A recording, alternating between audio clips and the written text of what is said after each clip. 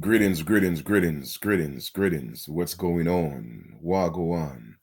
This is your brother Chief Flying Eagle, Ra Elohim. I'm about to drop some information, and as usual, I want to just always continue to ask my ancestors to just allow me to do what I'm doing because they are guiding me and they are protecting me.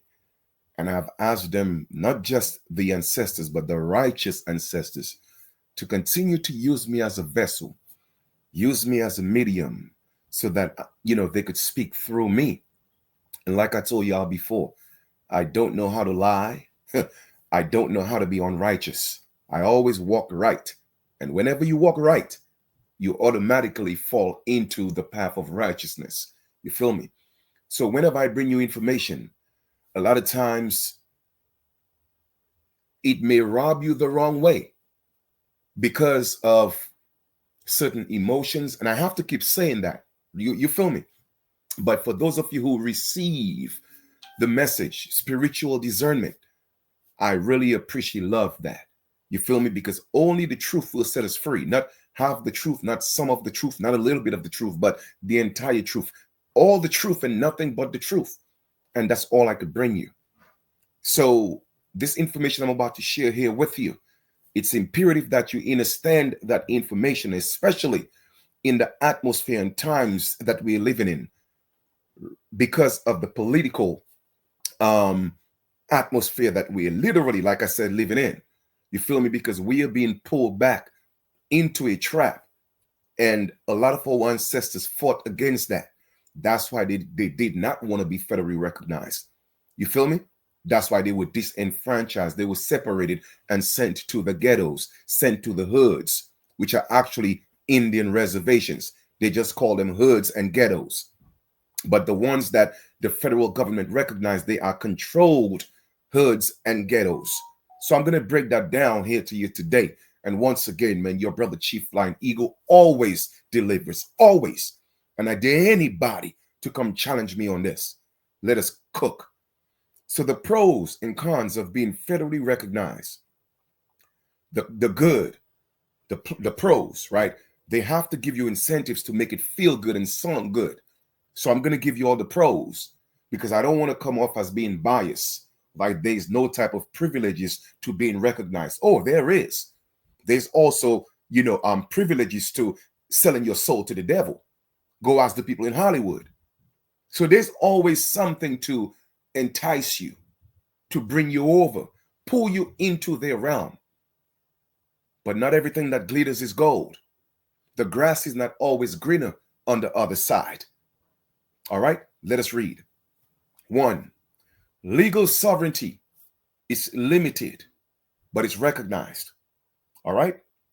Legal sovereignty. Remember, legal sovereignty is different from sovereignty or just lawful sovereignty. Once you're in a legal system, it is limited. Okay? I want you to know the difference because we are speaking legalese in some of in some of the documents that I create. Okay? Recognized as a sovereign political entity with government to government relations with the United States. However, can create and enforce tribal laws, courts, police, forces, and constitutions. So, as a federally recognized tribe, all right, you have limited sovereignty. And yes, you could deal with the US government from a government to government relation or basis. All right. You could create your tribal laws, your courts, your police forces, and your constitution. So all these are good, except for the limited sovereignty. Okay. Authority to govern internal affairs such as membership, rules, elections, and cultural preservations. So you have the right to do that. Number 2, eligibility for federal programs and funding, access to Bureau of Indian Affairs, BIA programs. So all that's good. All that's good. Okay. Eligibility for Indian Health Service, IHS, healthcare. All that's good. grants for education, housing, infrastructure, cultural preservation, all that's good. So far, the only con, meaning that the bad side to it, is that your sovereignty is limited so far. But, let's say, you want to deal with that because so far, the pros outweigh the cons. So that's a good thing. All right, so far. Let us read. Land rights, ability to hold trust lands or reservations protected from direct sale or seizure by non-tribal entities. Okay? Some control over natural resources within those lands.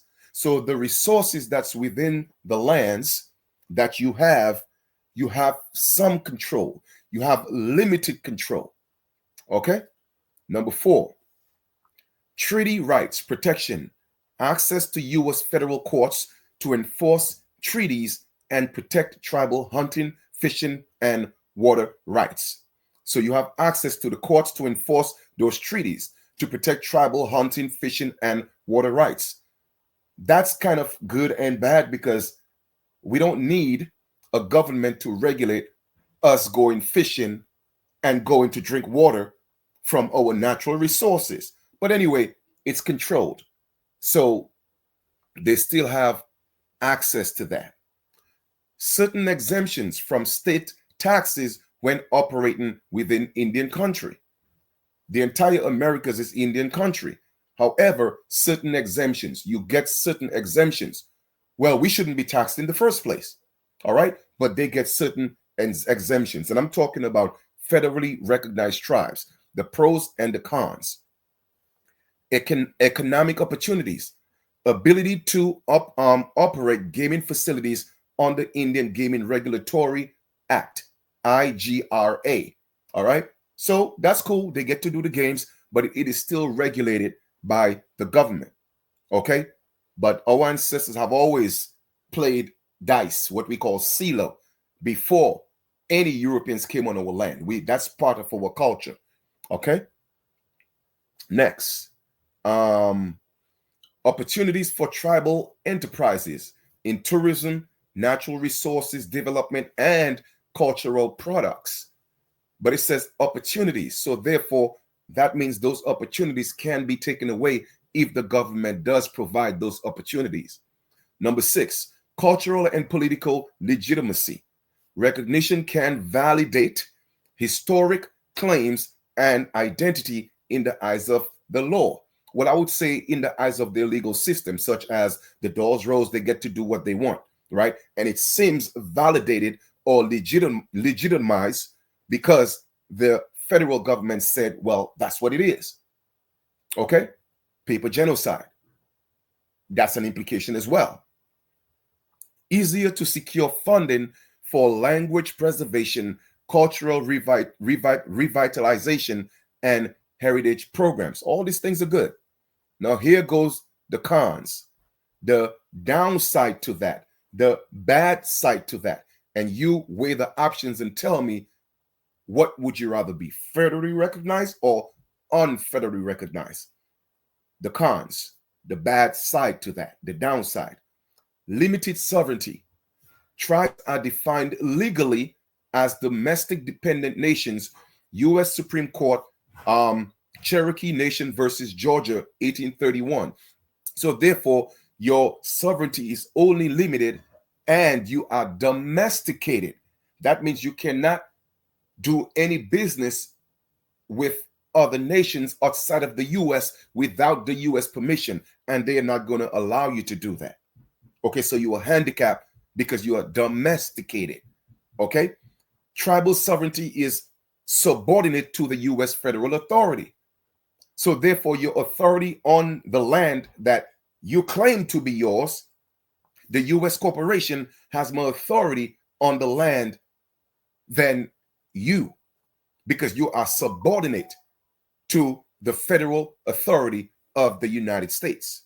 Okay, Congress can ultimately, Congress can unilaterally alter or terminate recognition. So it is based on Congress to decide whether they want you to keep that recognition or not. You could be recognized today, and then tomorrow you do something they don't like, or they just don't like you, period. Then they could take that recognition away. All right. Federal oversight often limits true self-determination. You don't have full control over your self-determination. Number two, dependency on federal funding. Heavy reliance on U.S. government funding makes tribes vulnerable to budget cuts and political shifts. So if you want money, they could literally dictate your life, tell you what to do so you could get those funding. If not, they could limit those fundings that you get if you don't comply. So once again, you have no full control over your sovereignty, no full control over self-determination. Let us proceed. Federal programs can be underfunded or have restriction conditions or restrictive conditions. Number three, land restrictions. Trust land is owned by the federal government in trust for the tribe. Tribes don't hold full, free, simple title. Okay, so they don't have control. They don't have the what we may call an allodial title or a free, simple title of the land. It is all in the government trust, and the government gets to determine what's done with it or who gets it. Okay, selling or using trust land for certain projects often requires federal approval. They cannot just sell the land. The government have to approve. Number four, complex bureaucracy. Navigating the BIA, all right, the IHS, and other agencies can be slow and complicated because they are in control. If you put yourself in a position where you need them, then they control your life or your lives, okay? Federal approval often needed for major decisions on land use, business development, and resource extraction. So you cannot do anything on the land without the approval of the U.S. federal government. Number five, membership and identity politics. Federal recognition often forces tribes to adopt blood quantum or other restrictive membership criteria. Okay, so the federal government decides who's an Indian and who's not an Indian based on your applicative process in terms of determining your membership. Okay, next, can create internal disputes over who's Indian enough to belong, and that's what's been happening to our people. You dig? The ugly hash realities. One, historical termination and disenrollment. The U.S. has in history terminating recognition or terminating, yes, recognition, especially in the 1950s and the 60s, and can do it again. That's what happened to the Muskogee and what we call the Cherokee of Oklahoma. Okay? They discontinued their membership, and today the Muskogee is celebrating, well, man, the U.S. gave us back who we are, and now we are welcome back because you left being an American Indian, took it away from you, and now you accepted being a slave from Africa, a descendant of a slave from Africa that was literally enslaved by Native Americans. Do y'all see the trick that was played? And trust me, they could take it away again. You feel me? Some tribal governments have disenrolled members to control resources or gaming profits. Number two, sovereignty in name, not practice. In practice, sovereignty is often conditional and limited to what Congress allows. So they are only sovereign in name, in appearance, in the legal system, but not in practice, which makes it lawful or applicable. You feel me? So they're not sovereign at all. It's only in it's only in name, not in practice, because they cannot apply sovereignty to the fullest extent of what a sovereign truly is. They only do what Congress allows them to do. Tribes cannot conduct foreign policies independently. They cannot do that. Tribal courts authority can be overridden by the federal court. So even if they make decisions in their courts, the U.S. federal court to say, we ain't having that. Strike that. That don't count. Okay. 3, political and economic pressure. Recognition can make tribes targets for state governments, corruptions, or private interests wanting land, resources, or control over gaming revenue. Because all the casinos, do you think that these so-called recognized tribes are getting all that money? No. And I'm saying allegedly. That's just a way to wash money for the owners of the corporation. But hey, chief don't know anything, right? Don't tell anybody I told you that. Let's go to number 4.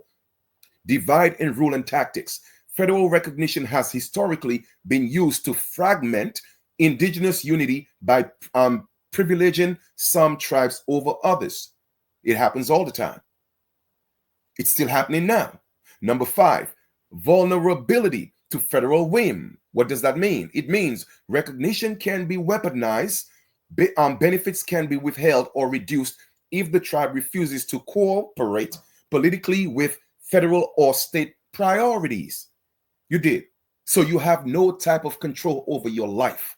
In summary, recognition brings an undeniable benefits, yes, funding, some legal protection, and partial sovereignty, but it also comes with deep trade-offs, okay, including loss of full independence, dependency on federal structure, and vulnerability to political manipulation.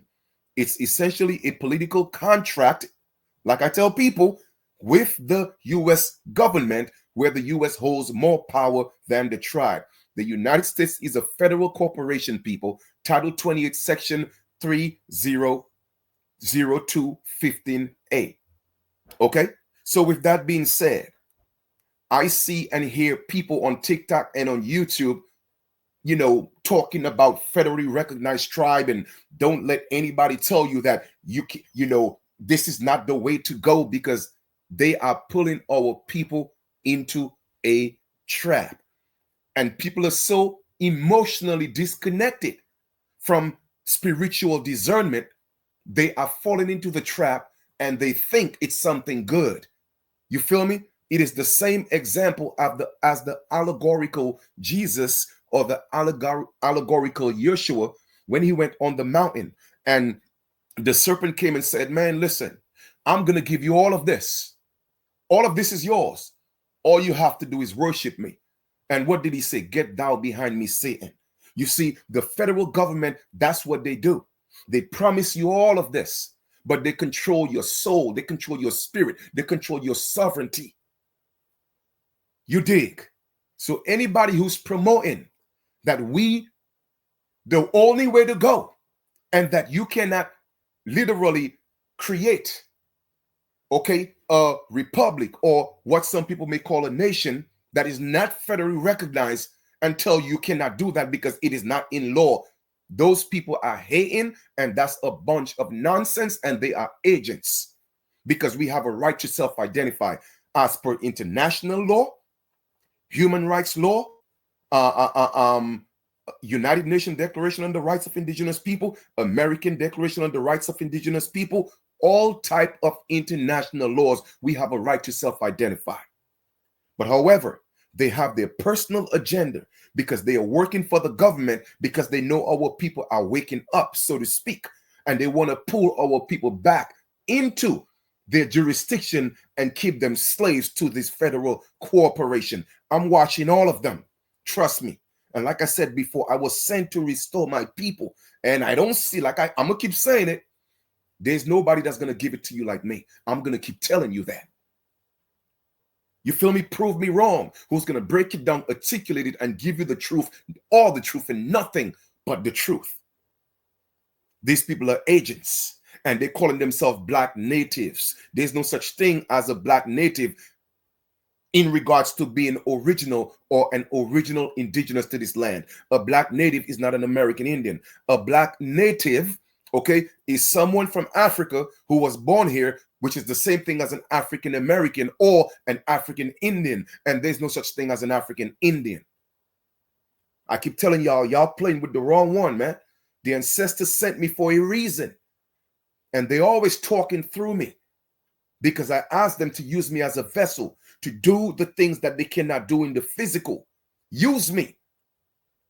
And that's what they're doing. So my brothers and sisters, be very, very mindful. The traps you fall into. The Muskogee Indians, they're gone. They sold their soul. They're gone. Take it whichever way y'all want. I'm giving y'all the truth. Okay? The federal government is a corporation. They just sold their soul. They sold their sovereignty.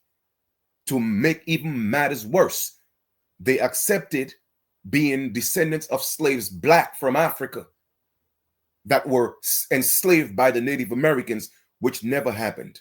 We are the American Indians. We were never enslaved by no damn natives. But they did it because they want perks. They want privileges. They want what the devil is selling.